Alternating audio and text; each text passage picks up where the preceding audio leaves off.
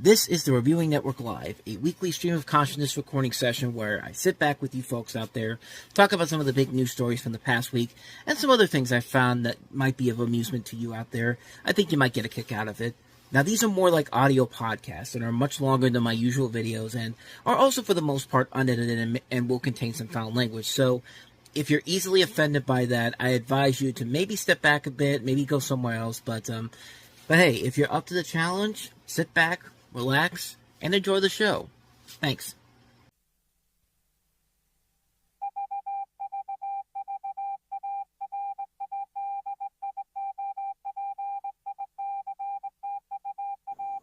And for the 73rd time ever, we are live. Hello, everybody, and welcome to another exciting episode of the Reviewing Network Live.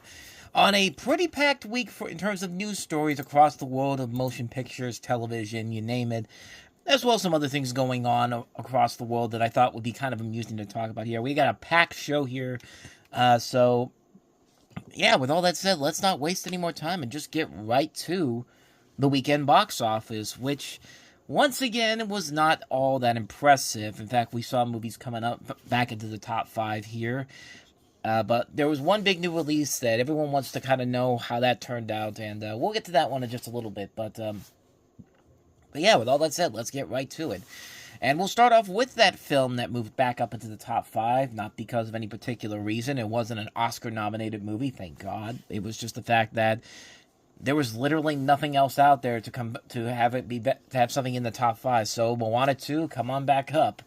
It was number 6 last weekend, but brought itself up back to the number 5 spot this weekend. $4.3 million, 28.3% drop off, $450 million after 9 weeks domestically. Worldwide, it has crossed the $1 billion mark, and what more do I even need to say about this movie at this point? Pretty much all I can say about the next movie we have here, Sonic the Hedgehog 3, still hanging in there. Brought in $5.5 million, bringing its 6-week gross up to $226.1 million. Worldwide, it's at $446 million. And watch out, because another movie that we're going to get to here is closing in on that movie within $5 million. It's still making more money than this movie is, but Sonic the Hedgehog 3, a big hit. Again, we've kind of touched on this movie so many times already that there's really not much more to say about this movie at this point. So let's go to number 3. A movie that at one point had the number 1 spot, but then when the final numbers came out, it turns out it was never the number 1 movie. But doesn't hide the fact that it's still a great movie regardless. One of Them Days, which brought in $8 million this weekend, bringing its 2-week gross to $25 million. It's already passed its $14 million budget. Is an opening weekend 1, so yeah, it's instant profit from this point going forward, and it's well deserved because it's a pretty damn good movie. So let's get to the other movie I was talking about before, the number 2 film this week, which was number 1 again last week, Mufasa the Lion King, which brought in $8.7 million, only dropping 27% from last week, 27.8 to be exact, so around 28%. $221 million domestically, bringing its gross up to worldwide $626 million. And you notice $221 million for Mufasa and $226 million for Sonic the Hedgehog 3. So yeah, all those people that were hoping that Sonic the Hedgehog 3 was going to dethrone the Lion King, well, enjoy that, because it might not last for one more week if Mufasa the Lion King continues to make more money. And I mean, it's going to probably be more profitable than Sonic the Hedgehog 3 at this point. But yeah, we'll see what happens. But it's looking more and more likely that domestically, Mufasa the Lion King is going to surpass Sonic the Hedgehog 3 not too long from now. But it doesn't really matter, because both movies have done pretty well, especially with Sonic the Hedgehog 3, still the highest grossing of the Sonic series. But that brings us to the number 1 movie this week. And the number 1 movie this week is the most notable new release that came out this weekend, and that was, of course, Flight Risk, which is the new film from Mel Gibson, which stars Mark Wahlberg in it, and with that terrible shaved head of his. Like, that's really one of the things that most people took away from this movie in particular. But yeah, brought in $12 million this weekend, bringing its it's the debut of that, which isn't bad, especially with the budget this movie had. It only had a $25 million budget overall.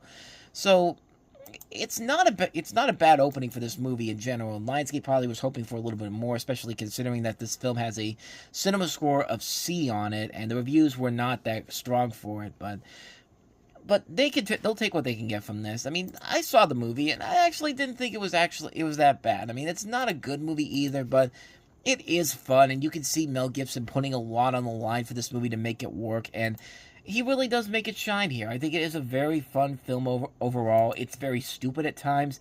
It's a film that, it's a film that that's been done to death so many times before, and I think it makes it even funnier when you see Mark Wahlberg with that terrible bald head of his. Like, I have no idea, what the hell. I have no idea what the hell they were thinking on that front, or what he was thinking on that front. But regardless, that is what it is. But like I said, it's a movie where, it's a film that not only it's a film that not only was the number one movie, but it did very well. It's another number one movie for Lionsgate this year.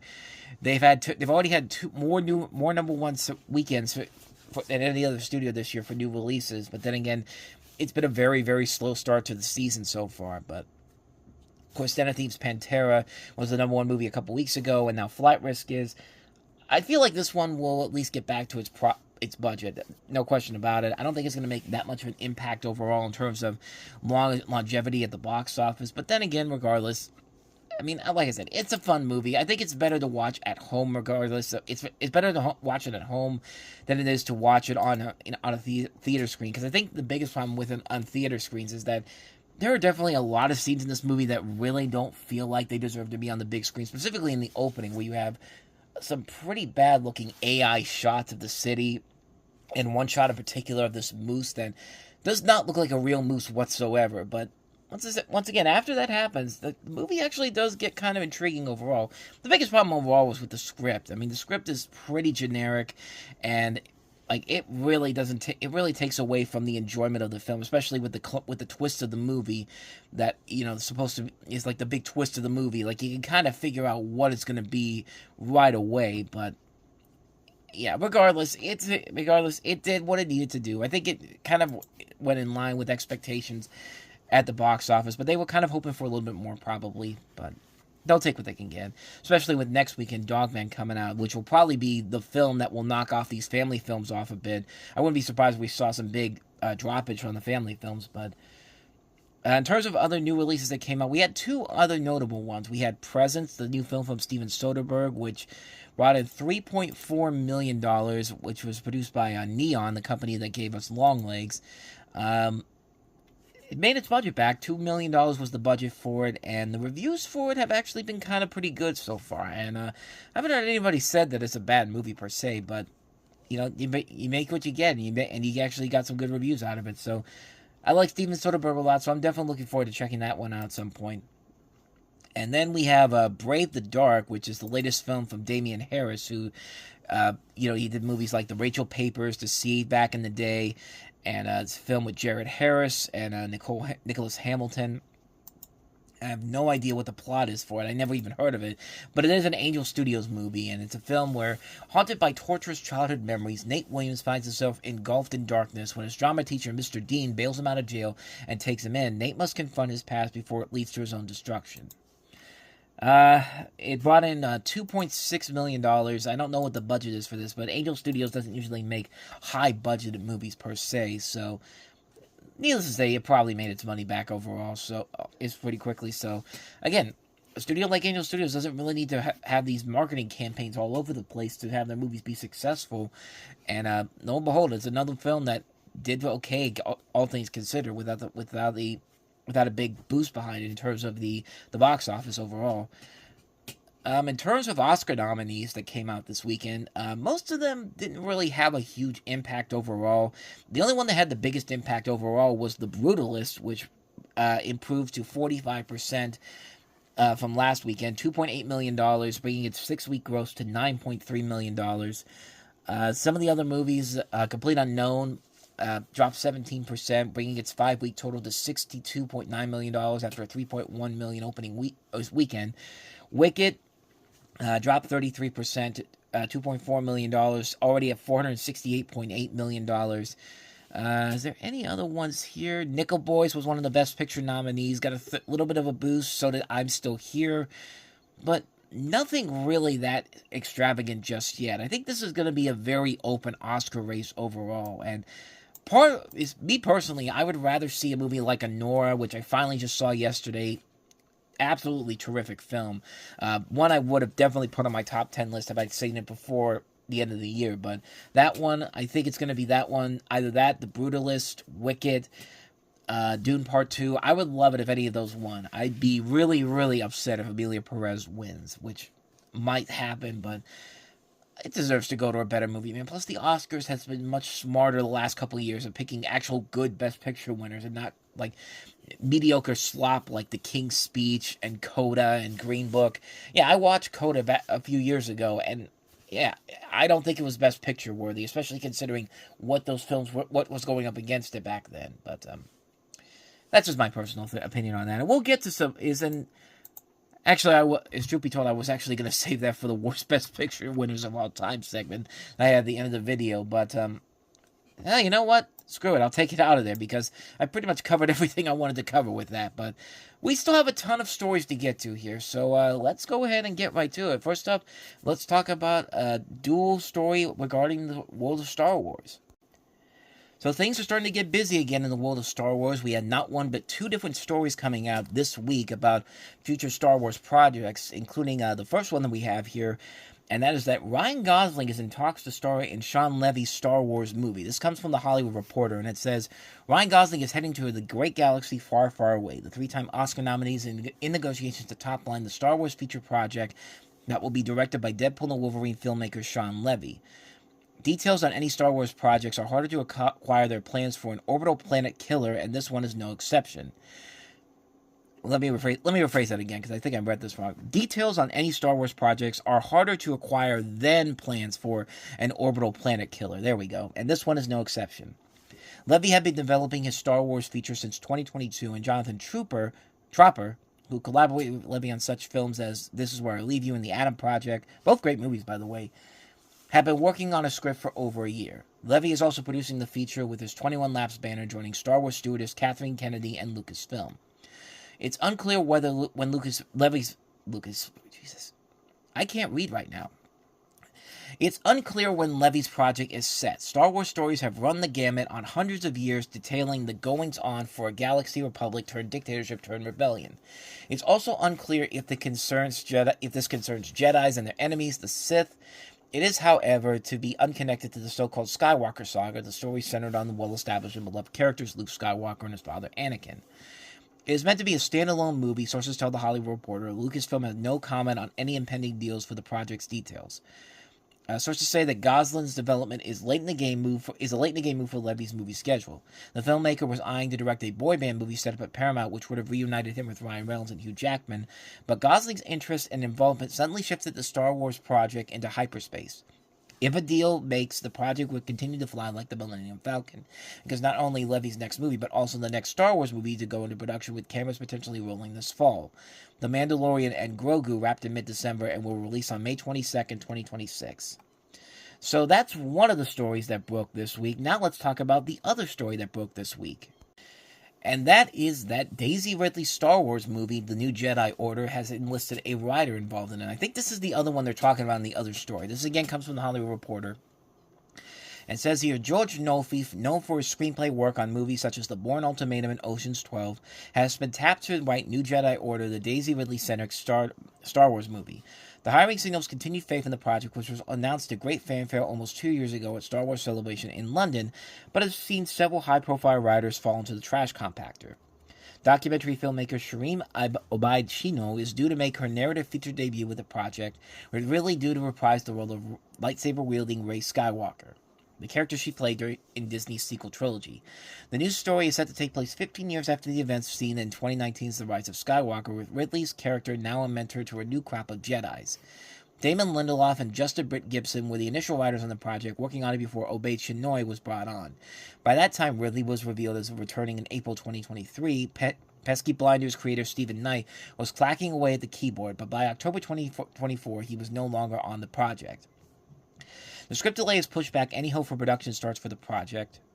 And that's followed by the stuff I mentioned before about the Mandalorian and Grogu and Ryan Gosling is being considered for the Shawn Levy movie. So it's good to see that the Star Wars movies are starting to get back on track here again. I mean, I've said it before and I will say it again. Star Wars under Disney has been a whole lot better in the last couple of years than it has been with what it was when George Lucas was still under the center with all this, and I will still stick by that to this very day. There's been very few misfires from Star Wars under Disney. The Acolyte was one of those exceptions, and then I can think of some other ones too, but that was the one where it's just like, yeah, this is the worst of the worst. And it's not even that the Acolyte was a bad thing. It had brief moments of promise, but just didn't have enough there to say that it was actually good in the end. But luckily, we just had Skeleton Crew, one of the best shows from last year, ended on a really good note so far.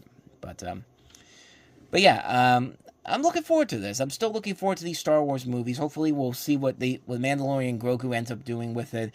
And I'm really excited to see where they go with the direction of these movies. I mean, I might be one of the few people left on this planet that's still looking forward to seeing what these new Star Wars films are going to be like. So, naturally, I'm very optimistic about both of these movies, and I can't wait to see how they turned out. So, in the case that Star Wars had two different stories happening this week, another person had two big stories come out of Hollywood this week, and let's talk about what Robert Eggers is up to. So, Robert Eggers has been very busy this last month. Nosferatu just came out. I don't think it actually got, as far as I know, I don't think it got the Academy Award nominations. I think I had the same problem when I read this on Thursday when the nominations came out. I don't think okay, there was some nominations there, but it was mostly just makeup, cinematography, production design, costume design, that type of stuff, but didn't get any of the big awards. But I don't think they're complaining whatsoever. Nosferatu has been a massive hit for Focus Features, and so much so that Robert Eggers is heading back there for his next movie. As again, we go to the Hollywood Reporter for this story. After tackling vampires with Nosferatu, filmmaker Robert Eggers is taking on another horror creature genre in his own imitatable style. Eggers has co-written Werewolf, a werewolf horror project that he will direct as his next project.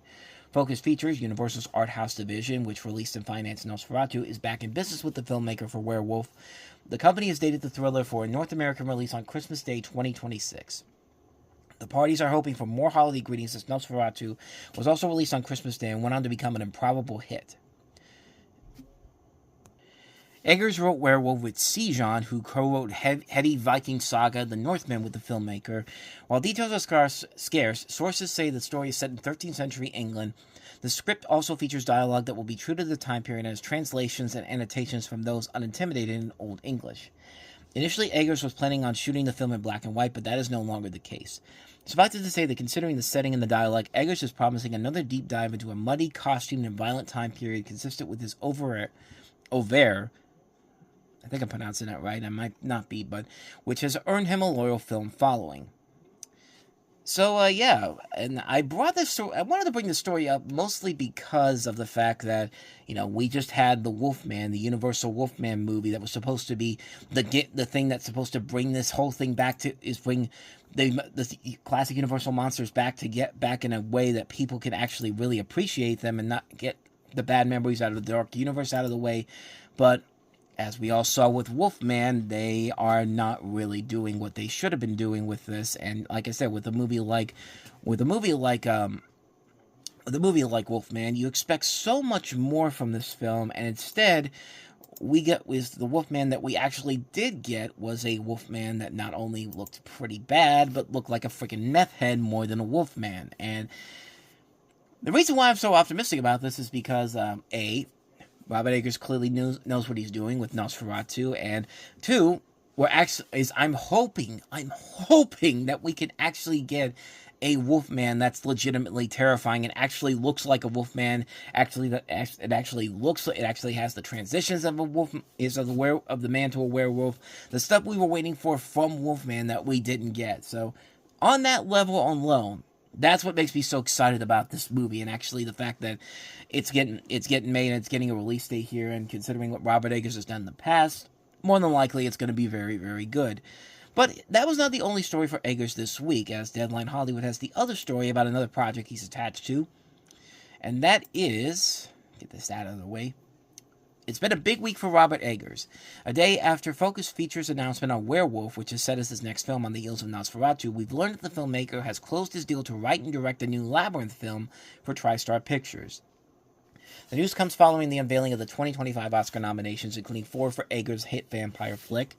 Plot details for Eggers' Labyrinth are under wraps, but we're told the film is a sequel to, rather than a remake of Jim Henson's 1986 classic. Eggers is writing the script with Sejan, again, his collaborator on 2022's Viking action near the Northman, and who he's working with on Werewolf. Chris and Eleanor Columbus will produce alongside Lisa Henson and Brian Henson executive producing. A beloved musical fantasy starring a young Jennifer Connelly and the late David Bowie, Labyrinth follows the former 16-year-old Sarah as she navigates a vast otherworldly maze to rescue her infant brother, Toby, whom she had inadvertently wished away to the realms of the Goblet King Jareth, played by David Bowie. Throughout her journey, Sarah encounters a variety of magical characters and challenges that test her resolve and maturity. So I'm really curious to see what happens with this movie. Are we going to get an older Jennifer Connelly in this movie playing the character again, or are they just going to I'm really curious to see where they go with the direction of this movie. I have my trepidations because it's a sequel to something that came out almost 40 years ago. It'll be 40 years next year that Labyrinth came out, and yeah, obviously I'm going to have a lot of trepidations because I do have my trepidations with sequels over 20 years after the original film's release, especially comedy sequels, but yeah, I'm cautiously optimistic to see where they go from it, especially seeing what what Robert Eggers can bring to the table with this. I mean, a lot of big shoes to fill, but there's more than enough trust in Robert Eggers that this could really work, and I'm hoping that does work because it feels like a film that should be right up his alley.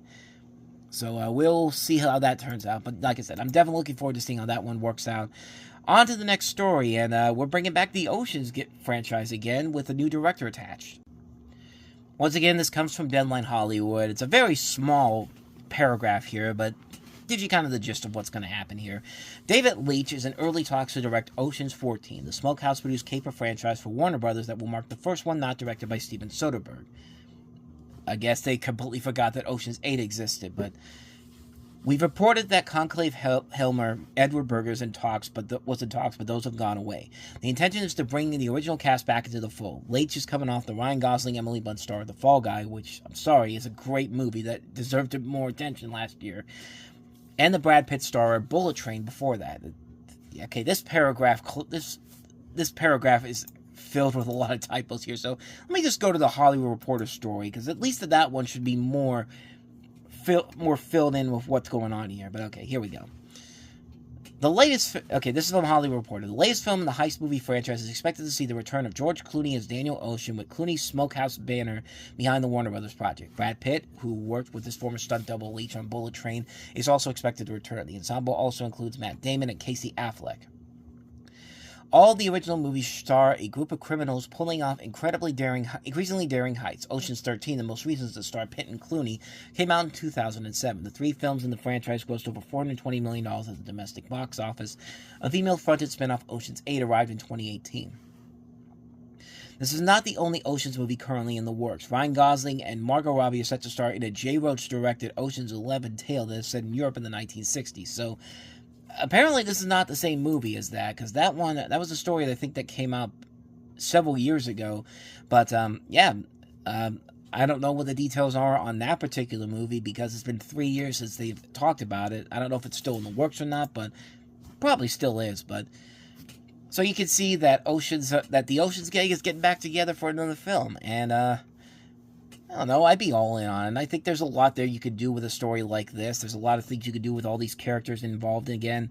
And just don't make it as bad as Ocean's 12, because Ocean's 12 is still one of those what the hell were you thinking type of movies that I still cannot get past how bad that movie was, because that was a bad movie overall. But Ocean's 14 looks like it's getting closer and closer to development, so let's see what happens, how that turns out. So with that said, let's go ahead and move on to another reunion here of filmmakers getting back together. We had Brad Pitt and David Leitch. Now we have Leonardo DiCaprio and Martin Scorsese getting back together for their latest project. So after working together most recently on Killers of the Flower Moon, Leonardo DiCaprio and Martin Scorsese are reuniting for their next project at 20th Century, and that is The Devil in the White City. And Hollywood Reporter has the story here.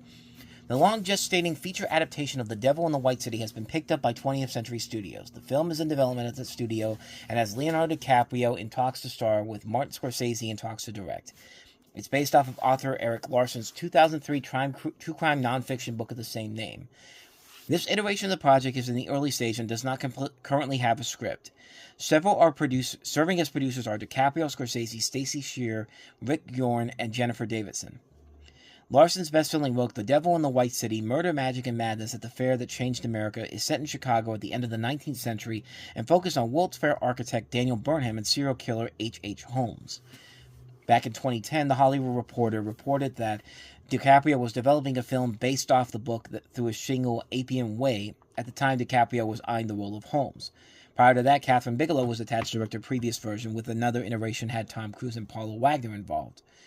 In 2019, Hulu began developing the book as a series that would have eventually had Keanu Reeves attached to star, with Todd Field set to direct the first 2 episodes. DiCaprio and Scorsese were on board as producers. The streamer confirmed in 2023 that the series was not moving forward. So they've been trying to get this project off the ground for several years now, and with these two, DiCaprio and Scorsese working together here, and their great work they've had in the past. I mean, Killers of the Flower Moon, Wolf of Wall Street, Shutter Island, The Departed, The Aviator, Gangs of New York. I mean, all great movies all across the board, and yeah, that should be more than enough to get you intrigued on what this film is going to turn out becoming. And yeah, it's definitely one I'm kind of interested in checking out because they were involved in it. I've never read the book this is based off of, but sounds like an intriguing story all across the board. So yeah, I'm all in on this. With that said, let's go ahead and move on to the last movie story I have for the week here. And I think if you've had to deal with the last 15 years of these terrible movies, this next story should get you really excited about where the Resident Evil franchise is going to go in movie form. So after working together most recently on Killers of the Flower Moon, Leonardo DiCaprio and Martin Scorsese are reuniting for their next project at 20th Century, and that is The Devil in the White City. And Hollywood Reporter has the story here. The long-gestating feature adaptation of The Devil in the White City has been picked up by 20th Century Studios. The film is in development at the studio and has Leonardo DiCaprio in talks to star, with Martin Scorsese in talks to direct. It's based off of author Eric Larson's 2003 true crime nonfiction book of the same name. This iteration of the project is in the early stage and does not currently have a script. Several are serving as producers are DiCaprio, Scorsese, Stacey Shear, Rick Yorn, and Jennifer Davidson. Larson's best-selling book, The Devil in the White City, Murder, Magic, and Madness at the Fair That Changed America, is set in Chicago at the end of the 19th century and focused on World's Fair architect Daniel Burnham and serial killer H.H. Holmes. Back in 2010, The Hollywood Reporter reported that DiCaprio was developing a film based off the book through his shingle Appian Way. At the time, DiCaprio was eyeing the role of Holmes. Prior to that, Catherine Bigelow was attached to direct a previous version, with another iteration had Tom Cruise and Paula Wagner involved. In 2019, Hulu began developing the book as a series that would have eventually had Keanu Reeves attached to star, with Todd Field set to direct the first 2 episodes. DiCaprio and Scorsese were on board as producers. The streamer confirmed in 2023 that the series was not moving forward. So they've been trying to get this project off the ground for several years now, and with these two, DiCaprio and Scorsese working together here, and their great work they've had in the past. I mean, Killers of the Flower Moon, Wolf of Wall Street, Shutter Island, The Departed, The Aviator, Gangs of New York.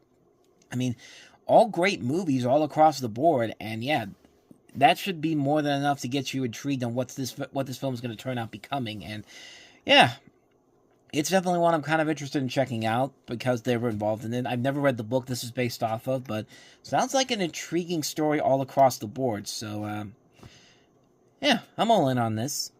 With that said, let's go ahead and move on to the last movie story I have for the week here. And I think if you've had to deal with the last 15 years of these terrible movies, this next story should get you really excited about where the Resident Evil franchise is going to go in movie form.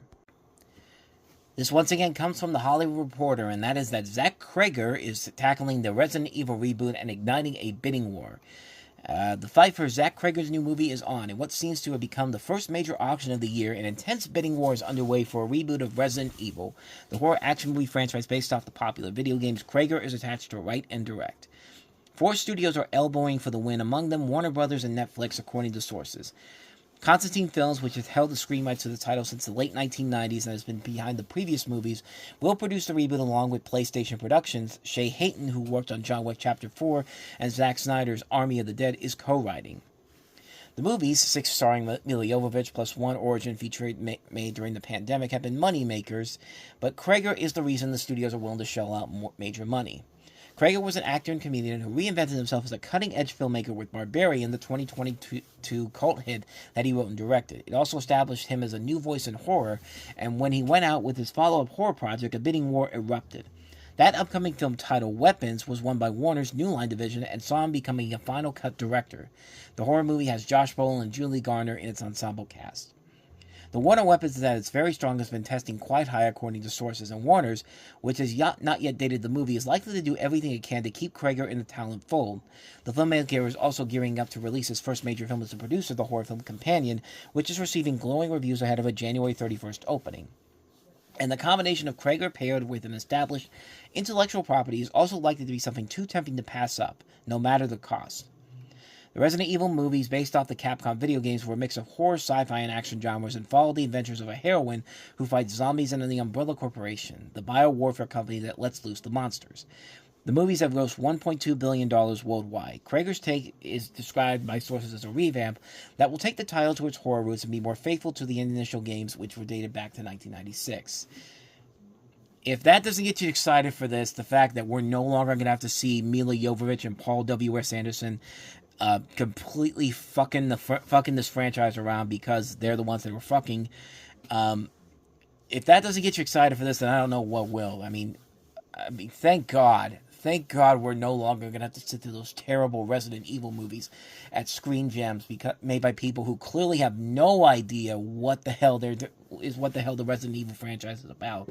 Because those movies are all terrible. They're all terrible movies. Not a single one of them is good by any means necessary. And I think we all want to see Zach Cregger take this on and do something different with it. And I know I'm saying I'm very excited for all these a lot, but this is something that I think a lot of people can really be excited about because the guy has clearly shown he's got a lot of ability as a horror film director. He made a great movie in Barbarian. Companion looks pretty good, and the word of mouth on Weapons is very strong too. So, I'm definitely looking forward to seeing what he does with this franchise and whatever studio gives it to him. And I hope it's somebody like Warner Brothers and not a company like Netflix or even Sony. I hope Sony's not involved in this per se. But again, we'll wait to see what happens there. But still looking forward to checking it out regardless. So. That's the last of the big movie news stories of the week, but there was one other story this week that I kind of want to bring up here because it got me a little bit worried about it, but I've had some time to think about this next story here.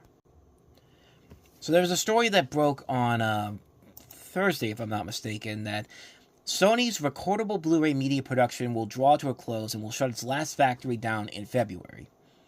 As the story says right here, Sony has announced that it will end recordable Blu-ray disc media production in February, marking the end of its nearly 2-decade run. This end of production announcement also affects mini discs for recording, MD data for recording, and mini DV cassettes. The company ended the production of recordable consumer Blu-ray and optical disc in mid-2024, indicating it would retain production lines for business and corporate clients until it becomes unprofitable. However, as the general public prefers streaming services over physical media, commercial sales will quickly become insufficient to sustain Sony's optical media business. The first Blu-ray prototype was released in 2000, designed as a successor to the DVD, and competed against Toshiba's HD DVD. Both Blu-ray and HD DVD became public in 2006. Still, the latter lost out to the former in the format wars because of Sony's partnership with film studios and the inclusion of Blu-ray technology in the PlayStation 3. While ODD ownership peters out, many users store important files using cloud storage. However, this usually has a month cost and could become prohibited if you store a large amount of data. Putting your data online also raises a lot of security issues. Some users and organizations prefer storing files on hard drives, which typically come with a lifespan estimated at 5 years. If you don't move their contents to a new drive within that time, you risk losing that information within them, something that the music industry is discovering now. If stored properly, optical media can be viable for decades, which makes it an ideal medium for long-term cold storage. While Sony is no longer making recordable Blu-ray media, its competitor Pioneer has found a niche in long-term storage and creating a Blu-ray disc designed to last 100 years. Other researchers are even working on archival glass storage that should last 5,000 years. Now, I was concerned when I read this because, as you know, I'm an avid Blu-ray collector. I collect a lot of movies on DVD and Blu-ray, in physical media in general. But then the story on PC World came out around the same time that said it's literally titled, "No, Sony's Blu-ray exit doesn't spell the end for physical media." And this article here from PC World by Ben Patterson, if these pop-ups would go away. There we go. And the story goes, fans of physical media, myself included, tend to be a morbid bunch dwelling on the rise of streaming while bemoaning the steady decline of Blu-ray, the home media format of choice for cinephiles. Like I said, I didn't write this. This was the writer himself that wrote this. But this is something I probably would have said too. So when word came down that Sony will exit the recordable Blu-ray market next month, it naturally triggered a firestorm in the physical media community, not to mention dozens of scary headlines about, once again, the imminent death of Blu-ray disc. The last time funeral bells touted this loudly for Blu-ray, it was because Best Buy had announced it was pulling discs from the stores, leaving physical media fans to scrounge the shelves at Barnes & Noble or, simply order our disc online and plenty of other outlets. Well, Blu-ray survived the Best Buy debacle, albeit in a niche capacity, somewhat akin to vinyl, and from what some industry executives are saying, it will live through this latest Sony brouhaha too. The editor at High Def Disc News reached out to David McKenzie, CEO of Fidelity in Motion, a Blu-ray authoring facility that does work for such boutique Blu-ray labels as Arrow Video, Carlotta Films, Flicker Alley, Warner Archive, Second Sight, and Vinegar Syndrome. According to McKenzie, Sony's decision to quit the recordable Blu-ray business has little to do with the overall market of packaged movies and TV shows available on Blu-ray. As McKenzie explains, the type of Blu-ray discs that Sony won't make are more home recordable discs, like the blank DVD-Rs and CD-Rs that many of us use for burning photos, MP3s, and other media to disc. That's very different from the BD-ROM discs pressed in factories for the big movie studios and the smaller boutique Blu-ray labels. Thus, the Sony news isn't about how streaming is muscling out Blu-ray, McKenzie argues. Instead, it's about how cloud and flash storage has decimated the market for blank Blu-ray media. And the story says, the story has been inaccurately, and I would agree, irresponsibly reported by some media outlets apparently unaware of the key distinction between home recordable media and the professionally replicated Blu-ray movies you buy in a store. McKenzie said, as quoted by HighDefDiscNews.com. The latter is unaffected by Sony's storage media division deciding to phase out home recordable disc. Now, to be clear, the standard and 4K Blu-ray market still represents only the tiniest sliver of the shared DVDs commanded 20 years ago, and that's not going to change. The vast majority of those watching movies and TV at home are going to stream them and not spin them up on Blu-ray. But while the audience for Blu-ray discs, particularly 4K Blu-rays, is small, it's also quite passionate. There's even been green shoots of growth for UHD Blu-rays in recent years.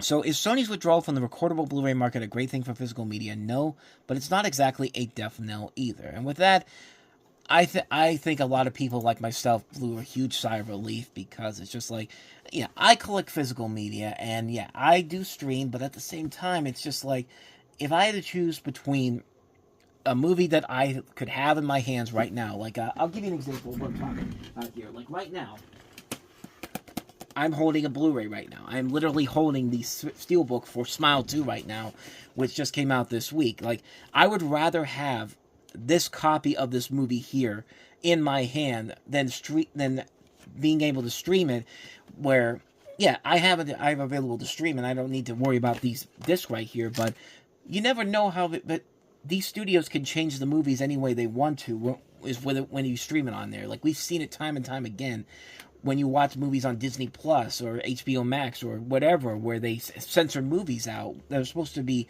uncensored. But this movie I have in my hand right here, this one right here, I don't have to worry about that getting changed at all. So that's why I'm glad I'm still a physical media collector, and I have no intentions on ever getting rid of my movie collection anytime soon. They're like my children, and as somebody that doesn't want children myself, I will gladly take care of these Blu-rays more than I can a child here. So sorry, ladies, if you ever want to date me in the future, just know that I don't want children, and these movies will more than do for me in the future. Yeah, it's pathetic, but you know what?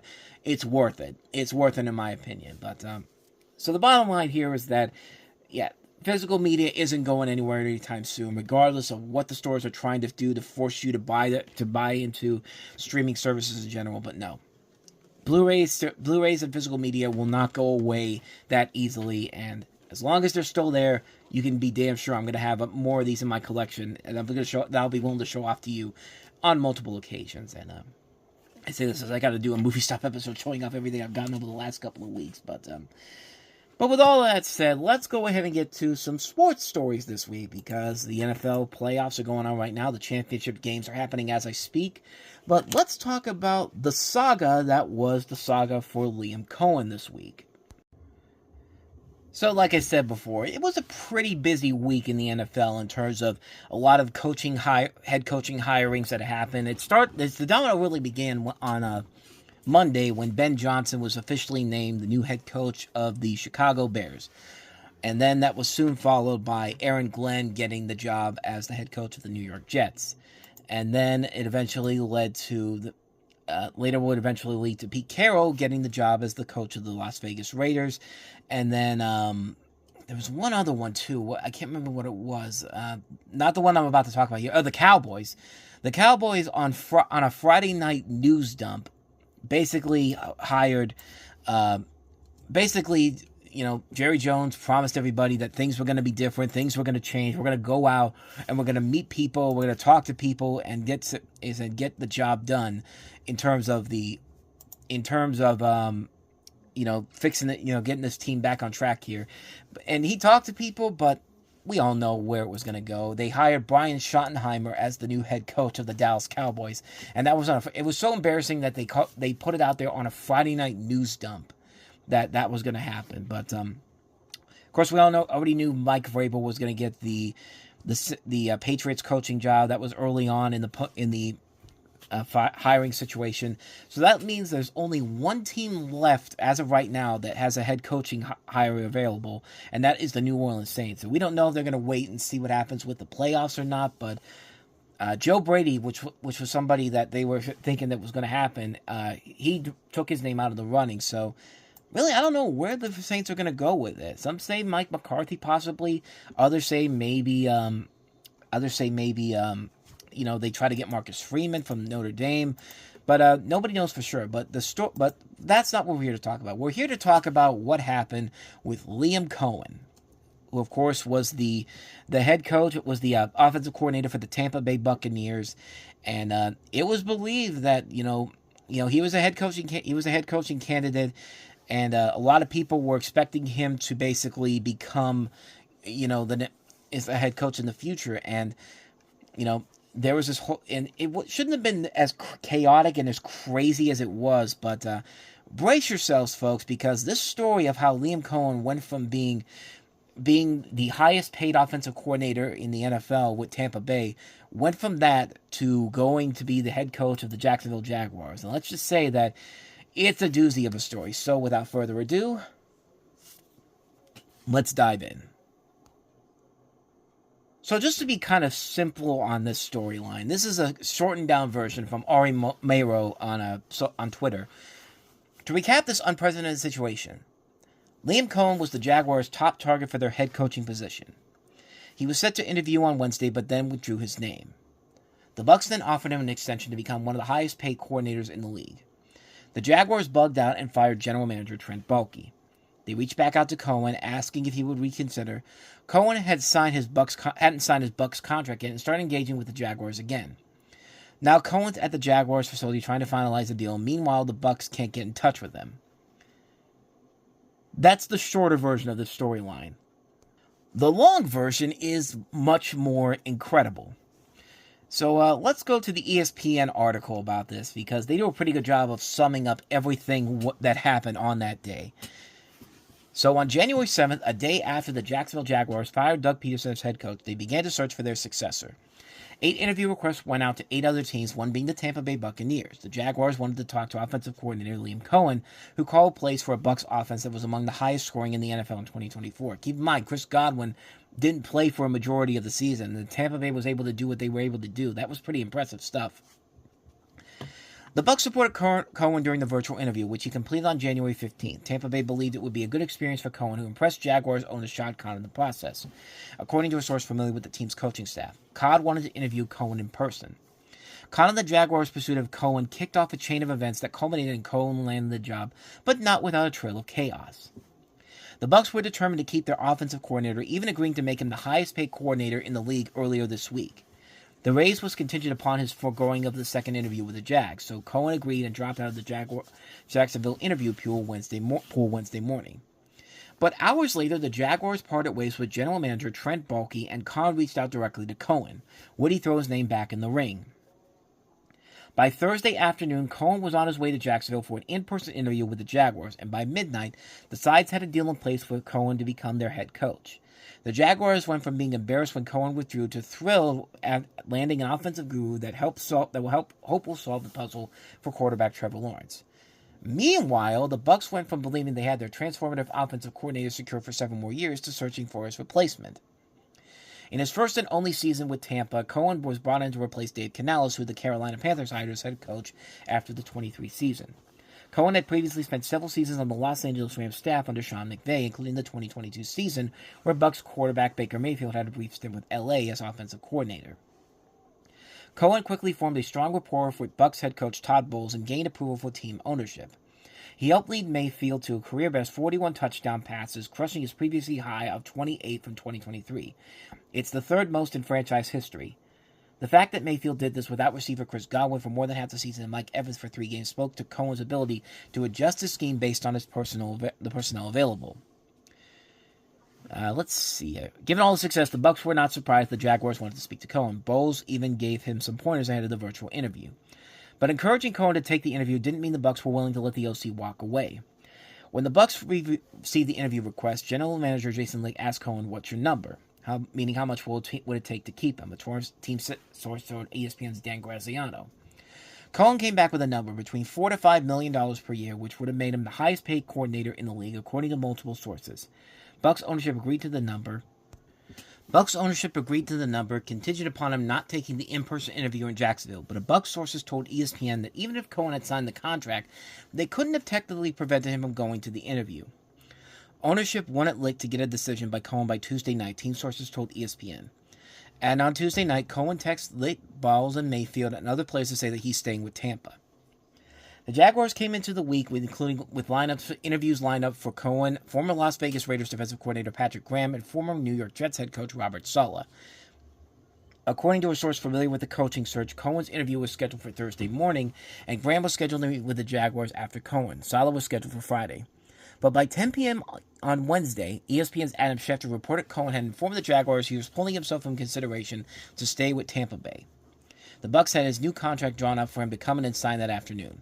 Shortly after 3 p.m., Coen announced the Jaguars had parted ways with Baalke in the mutual best interest. Baalke had served as the general manager for the Jaguars since 2021. The move comes as somewhat shocking since Coen retained Baalke when he fired Peterson on January 6, saying in a news conference that a complete organizational overhaul would be suicide. But Coen left the door open that day, saying if any coaching candidates expressed reservations about the organizational structure or working with Baalke, he would be willing to address the topic. Coen reached out to Coen after firing Baalke and asked Coen to come to Jacksonville the next day to interview for the job, according to multiple team sources. Baalke's presence wasn't the primary reason Coen had declined an in-person interview initially, but it played a role, according to multiple Jaguar sources, as family stability was also important. Coen had coached 5 different spots over the past 5 years: Rams, the University of Kentucky, the Rams again, Kentucky, and the Buccaneers. Meanwhile, Coen asked the Buccaneers if he could sign his new contract Thursday morning. The Bucs obliged, a source told Graziano. At that point, the Bucs were not aware Jacksonville was back in the running, team sources told ESPN. Coen and Jaguars interim GM Ethan Waugh met with Graham on Thursday morning. Among the others in the room, per a source familiar with the coaching staff, was former Jaguars player and Hall of Famer Tony Boselli, who had been acting as an advisor to Coen throughout the search. Back in Tampa, the Bucs were expecting to see Coen at the Advent Health Training Center to sign the contract Thursday morning. They started to worry when they couldn't get a hold of Coen or his agent. A Bucs source told ESPN that Coen's agent, Jax McClendon, texted the front office at 11 a.m. to let know that Coen was at an appointment. McClendon did not respond to requests for comments from ESPN. One source said the moment Coen and his agent were unreachable, they knew that this was going on. He was interviewing for the Jaguars. Coen's interview began in the afternoon, and a source familiar with the coaching search said Coen was most impressive in their second interview than he was in his first. It became clear as the afternoon progressed that Coen believed he had found Peterson's replacement, and the team canceled Saleh's scheduled meeting, per a league source. But Coen did not reach out to the Bucs to let him know about his whereabouts until approximately 5:50 p.m., a Bucs front office source told ESPN. Coen called Bowles and said, I have to think about Jacksonville. At that point, Bowles and the Bucs had been tipped off by someone in the Jaguars facility that Coen was there interviewing. Coen became stressed that word had gotten out. A Jaguar front office source told ESPN's Jeremy Fowler. The source told Fowler part of the Jaguars' urgency stemmed from viewing the Bucs as a threat. The Jaguars thought that the Bucs could see to make Coen head coach in waiting, similar to how they positioned Bowles as the league's highest-paid defensive coordinator under previous coach Bruce Arians. They also saw what happened with Dirk Koetter being elevated to head coach after the dismissal of Lovie Smith after the 2015 season. They were worried about the Bucs making promises. Bowles had taken the Bucs to the playoffs 3 straight seasons, but had yet to be rewarded with a new contract, so the feeling had been that he had never been on completely solid ground in Tampa, a league source said. Jacksonville and Coen talked into the evening and started working on the framework of a deal, which the league source told Fowler ended up being a 5-year deal. It's believed his deal with Jacksonville will pay him in the $12 million range per year, a source told Graziano. Coen will also have a heavy influence on the Jaguars' search for a new general manager, according to a source with direct knowledge of the team's general manager search. Coen left the Jaguars facility shortly after 9 p.m. Eastern, heading back to Tampa. Not long after, he texted the Bucs to let them know that he was taking the Jaguars' job, a team source said. This wasn't the first time Coen had changed course. In December 2017, he accepted the offensive coordinator position at Holy Cross before then taking the job as the assistant wide receivers coach with the Rams. On January 23, 2024, Kentucky quarterback commit Stone Sanders told Kentucky Sports Radio that Coen said he was staying at the University of Kentucky as his offensive coordinator. Coen was then hired by the Bucs on February 3rd. This also wasn't the first time the Bucs had felt stood up at the altar either. It happened twice with Bill Parcells when he was offered the head coaching job in 1991 and in 2002, and it happened with Chip Kelly in 2012. Coen was the Bucs' third offensive coordinator in 3 seasons after Byron Leftwich was fired following the 2022 season and Canales left for Carolina. Mayfield will be playing under his 9th offensive coordinator in 8 seasons.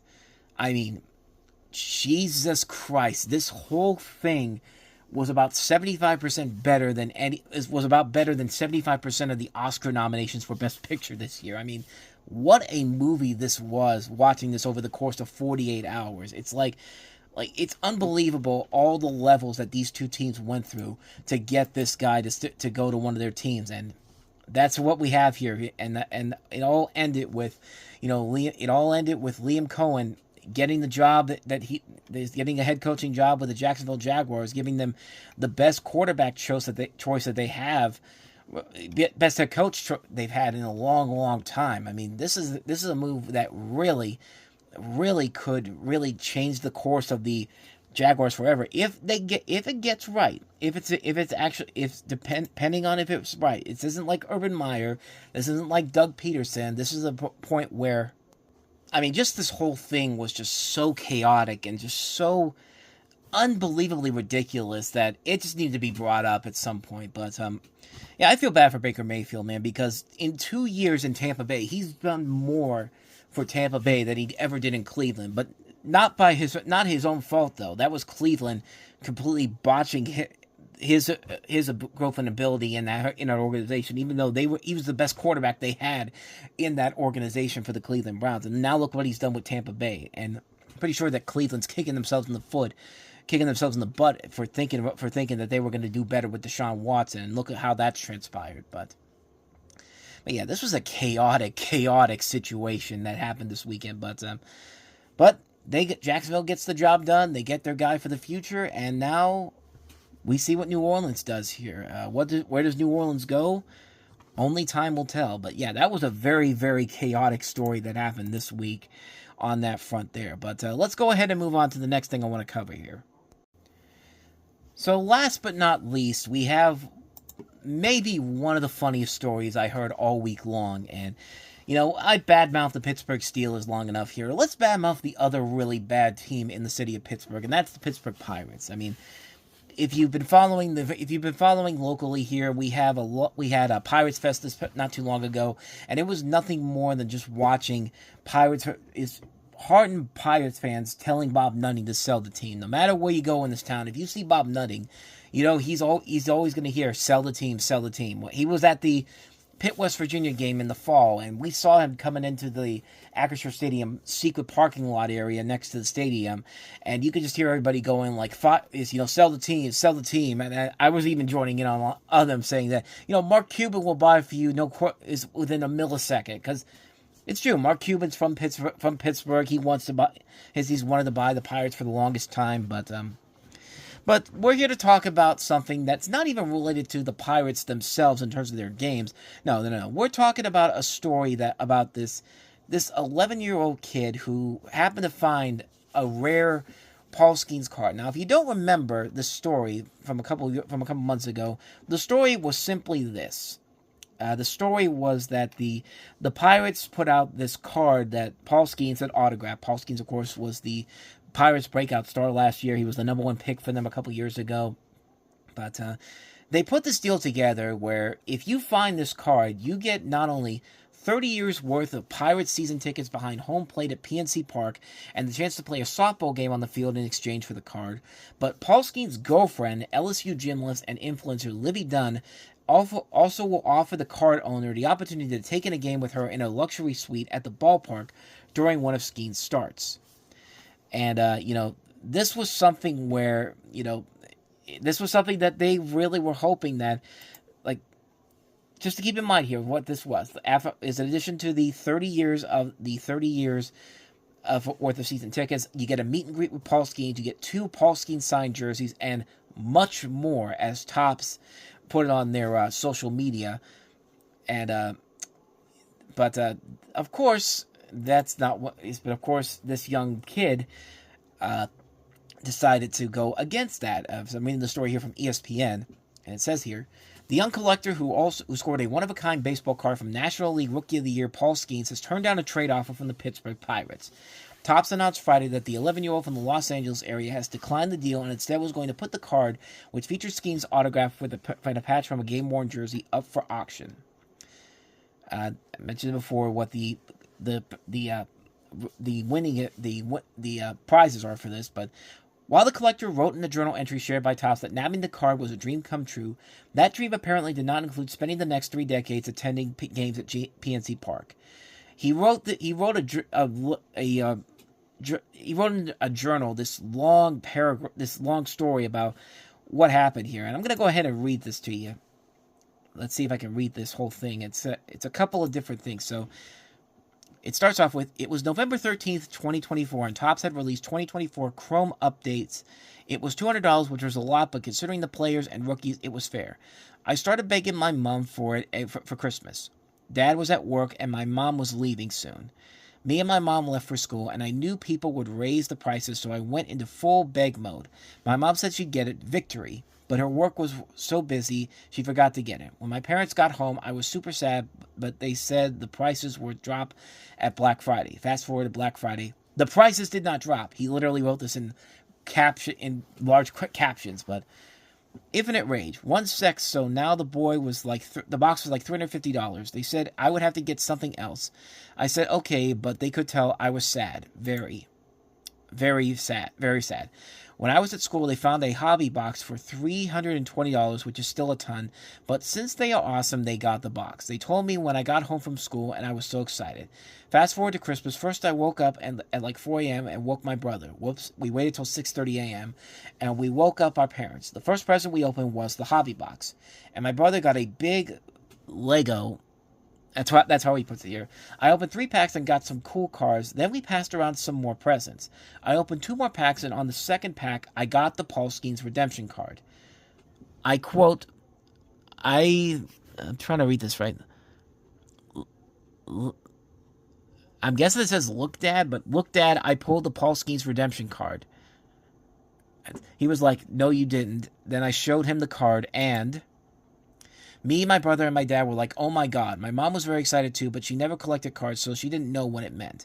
Then my brain pooped, and I started bouncing all over the place, and my dad was, let's go. I was so excited, but first, we went to one of our grandparents' house and hung out with them, and our uncles and aunties. I am 11 years old, so pulling this card is a dream come true. Which, I mean, you can't go wrong with a story like that in general, but, It's a really cool story overall. But back to the article here. Fanatics Collect, which will handle the auctioning of the card in March, saying it would donate the proceeds for the sale to fire relief funds in the Los Angeles area. The card could hold pretty high considering the potentially bright future for the 22-year-old Skeenes, who finished third in NL Cy Young Award voting after an outstanding rookie season.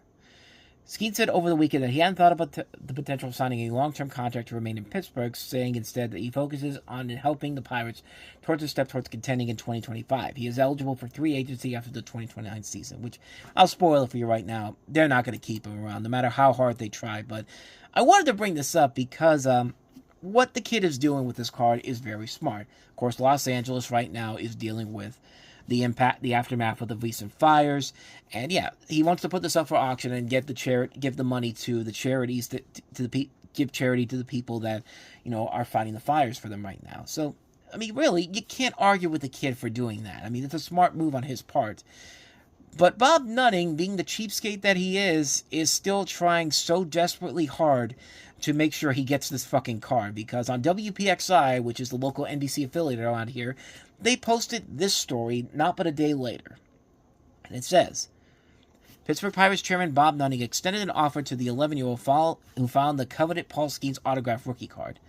Back in November, the Pirates offered a huge prize to whoever found the card, including 2 season tickets behind home plate for the next 30 years, a spring training experience. Other prizes included their own prizes to sweeten the deal, including Skenes' girlfriend Libby Dunn offering the card finder a spot in her suite during a game, and Seth Meyers offering a VIP ticket to a taping of his show, as long as he could see the card for a second. Nutting released the following statement. We had a lot of fun with the idea of a bounty, but we couldn't be happier for this young baseball fan and his family. Reading his story on how he pulled the card on Christmas morning, what a magical moment. The family bond is what baseball is all about. I would love to host him and his family and follow through with a meet and greet with Paul and his teammates, either here in Pittsburgh or when traveled to LA. Fanatics said the 11-year-old and his family plan to sell the card at the auction, which will be held in March. So, okay.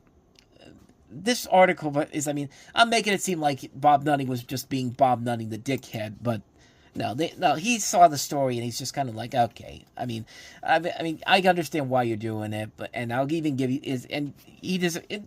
the kid deserves to get something out of this, even though, yeah, I love the fact that the kid was smart enough to know that, I could give him the card back and spend the next 30 years going to a park where the Pirates haven't won anything in twice that long, but. Or I could just do this thing where I just auction it for charity. But I made it sound like it was much more Bob Nutting being Bob Nutting. But no, this was just a story that. Okay, I'm glad to see that he didn't go the dickhead route that I thought he was going to go, because I thought it was going to be a whole lot worse. But yeah, you got to give the kid a lot of credit for basically telling the Pirates, thanks for this 3-decade season ticket offer you're giving me, but yeah, I'm going to pass. I'm going to go ahead and put this for auction and put it to something that people actually need it for. And the end results speak for themselves. And I just thought that was a funny story overall, that this kid basically told the Pirates, sorry, go fuck yourself. I'm going to go send this to charity. But I digress. So that's that story. So let's go ahead and move on to some recommendations, and let's get the heck on out of here. So, in terms of recommendations this week, the biggest new release, obviously, of the week is Hundreds of Beavers, my number 4 favorite movie from last year. It's finally getting a proper physical release. I saw this on streaming a couple months ago, and I love this movie. I think it's a very funny slapstick comedy that's a mix of old Charlie Chaplin movies, Three Stooges, Looney Tunes, all meshed together in this really brilliantly funny movie that is definitely worth checking out. It's going to be available on a Blu-ray on Tuesday, and it's one I really am definitely looking forward to picking up on my own, because it's one of my favorite movies from last year. Definitely can't wait to pick this up. And then we just have a bunch of catalog titles here. We've got, this is something I didn't realize, the first ever South Park movie by Trey Parker, the creator of South Park, is getting a Blu-ray release this week. Cannibal the Musical, which I've only seen little bits and pieces of, but it's only a limited version of it. 5,000 copies will be sold, and supposedly it's getting a release this week. So definitely one I would say check out if you like a South Park a lot. And like I said, catalog titles here. Daffy Duck's Quackbusters is getting a Blu-ray release this week, and also criminally underrated show, Wait Till Your Father Gets Home, which is kind of like the precursor to The Simpsons and Family Guy. Like those shows basically got their idea from this show, which was one of the first adult animated shows made specifically for adults. I mean, not specifically for adults, but like this was the first big adult show, the animated show for primetime after the Flintstones, and kind of in that sandwich between the Flintstones and the Simpsons. And it's a really funny show. That's one I'm definitely looking forward to getting at some point. But other than that, though, just some other catalog titles here, some old stuff from the Warner Archives. But yeah, probably the biggest recommendation this week is Hundreds of Beavers, a great film that I really enjoyed from last year. Get it on physical media if you can this week. So with all of that said, thank you guys so much for watching and listening to this, and I hope you enjoyed this. And if you want to see more episodes like this, check out the last episode I did in the playlist below. And also, don't forget to hit the like button, subscribe button, the notification button, and the bell. We do post new episodes every Sunday night here, along with other videos as well. So I hope you enjoyed these videos as well. If you do it below. Like, subscribe, notification button, all that good stuff. So with all that said, I am off. Thank you so much for watching, and I will see you guys next time. And until then, we are out.